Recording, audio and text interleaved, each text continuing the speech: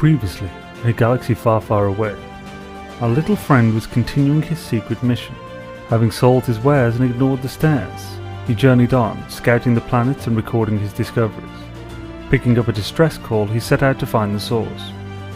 His story continues.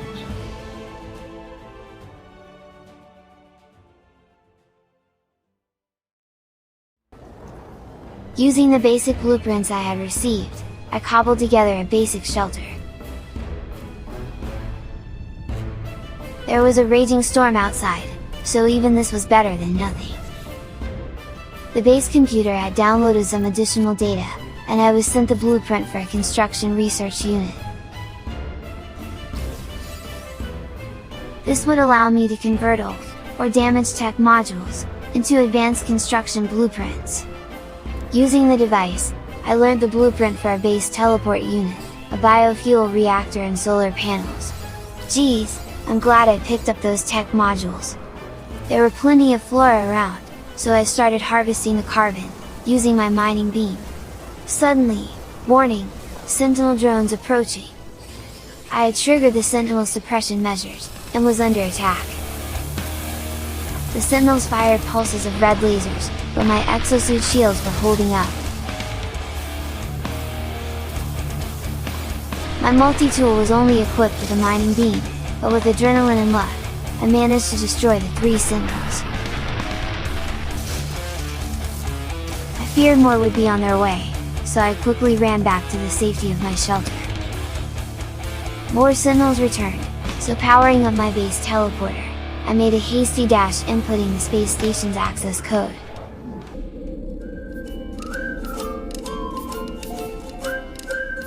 Cartographer Duveen was all too pleased to see me again, and as I needed some more assistance, I purchased a few more planetary charts, before jumping into my ship, and heading out toward the ship distress call.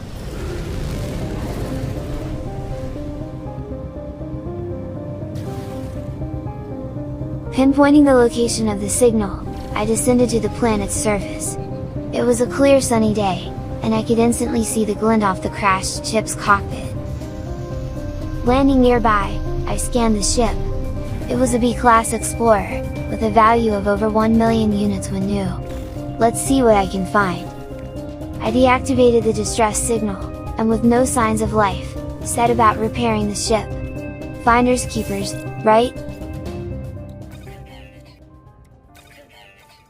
My scanner started beeping frantically, so thinking it was a fault, I gave it a quick smack, only to realize that it was an alert.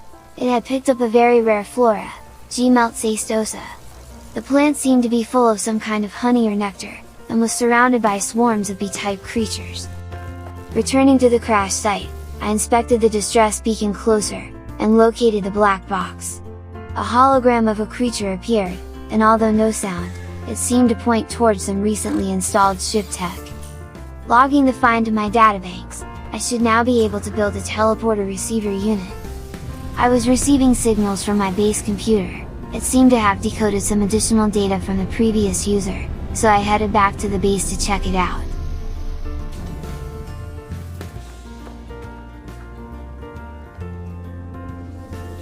It had detected an unusual broadcast, that seemed to be coming from the space station. It was repeating that same number. 16. What did it mean? Powering up my teleporter, I dialed the space station once again. The first Gek I spoke to, seemed excited to see me, yet when I showed him the number, he went quiet. A sudden strange smelling gas filled the air. Ew! The life form next to him seemed friendly, but they too, fell silent after being shown the number. Finally, a Gek who will speak to me. He babbles on, yet his voice fades, and all I hear is a message. We are watching you, traveler friend. Find what we have left you. What was going on? Maybe my base computer can help me make something of this code. Returning to the teleporter, I dial my base address. My base is quiet, apart from the buzzing of the teleporter. I begin the decryption process. Within no time at all, the computer shows a message. The traveler finds their wings.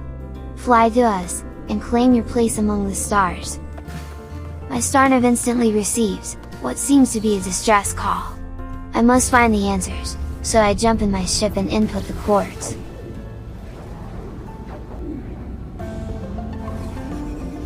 The coordinates direct me back to the strange planet with the light fissures, but as I descend through the clouds, I see an enormous crashed freighter. There seems to be a landing beacon, so I carefully set the ship down. The log is damaged, and only partial records are available. The terminal starts spitting out a strange sequence of numbers, followed by a short message. The anomaly comes for the stars. Take flight.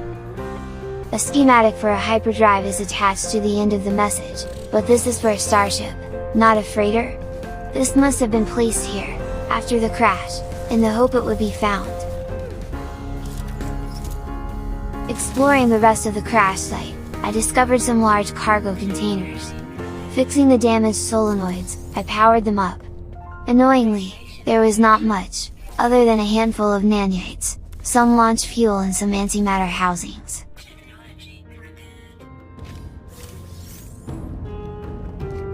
Slightly confused, I headed back to my ship. The message said to take flight. I'm guessing I need to install the hyperdrive.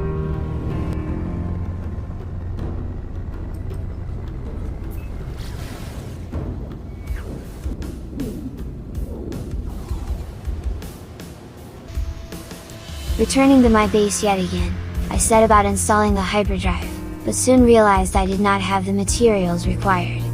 Using my refiner, I managed to make enough chromatic metal and soon had the hyperdrive installed.